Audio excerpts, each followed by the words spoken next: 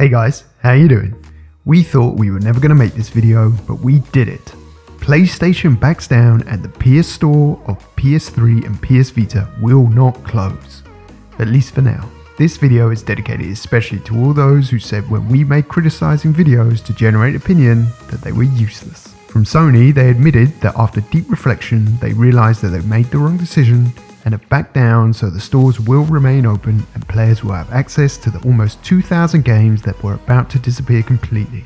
The only bad thing is that the PSP store will close. But hey, a lesser evil. Oh, and by the way guys, we're starting a new chapter in our lives by creating a new YouTube channel called Flow Gaming. We'll leave the link here just in case you want to join us on this big new adventure where you'll get a lot of surprises for real. So don't miss out and join us if you love games. In a press release, Jim Ryan states the following.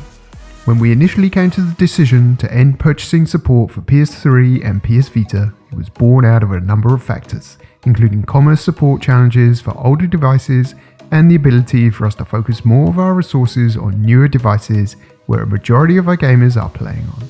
We now see that many of you are incredibly passionate about being able to continue purchasing classic games on PS3 and PS Vita for the foreseeable future. So I'm glad we were able to find a solution to continue operations. Come on. We have to give him props for this. He screwed up, but he was able to rectify it in time. And the thing is, friends, complaints sometimes, not often, but sometimes bear fruit and make big companies change course. Drift, we're coming for you. But this has not been the first time, nor will it be the last, that large companies listen to the fans and back down on horrible decisions. The end of Mass Effect 3 will go down in history as one of the most controversial endings in video game history. So much so that thousands of fans formally denounced BioWare for what they did for the finale of the saga. Others even collected more than $60,000 to try and get it changed.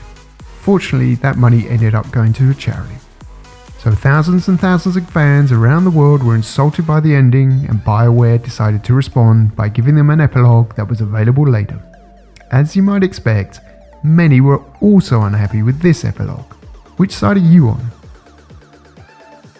Currently, there are too many games to count that are criticized for their loot boxes, but in the case of Star Wars Battlefront 2, it was so extreme that EA itself suspended that business model, saying publicly, "We've heard you loud and clear, and we have deactivated the in-game microtransactions." Now apparently, it was Disney that forced them to remove it, as they didn't like it from the get-go, since they were the holders to the rights of Star Wars.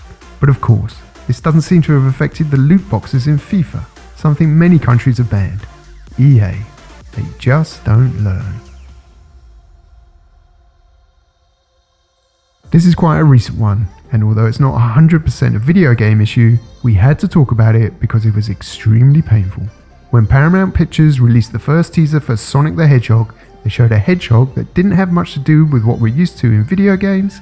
He looked like a retired Sonic that was majorly creepy. Such was the outcry that Paramount decided to redesign Sonic, and for this they had to pay another $35 million. The result was positive because the film managed after these changes to make more than $300 million worldwide since its release.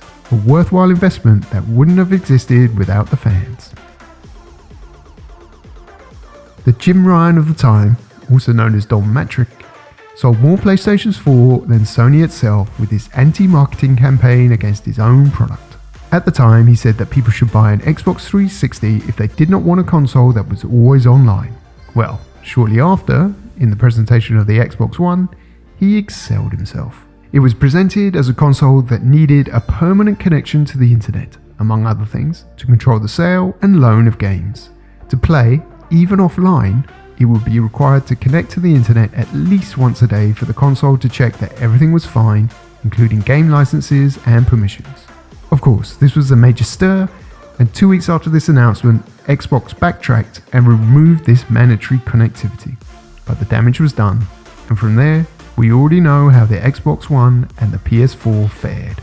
Come on guys, are you with us when we say that the next video we want to do about this topic is the one that Xbox and PlayStation back down and will make online multiplayer free?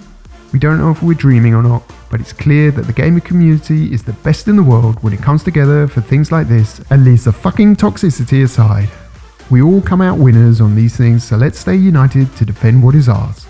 Tell us in the comments what you think of these decisions and what you think we need to unite on so that the big companies listen to us and thus come out winning. As you well know, we read all of your comments, so don't be ashamed. We want to know what you think. See you very soon, guys. Bye.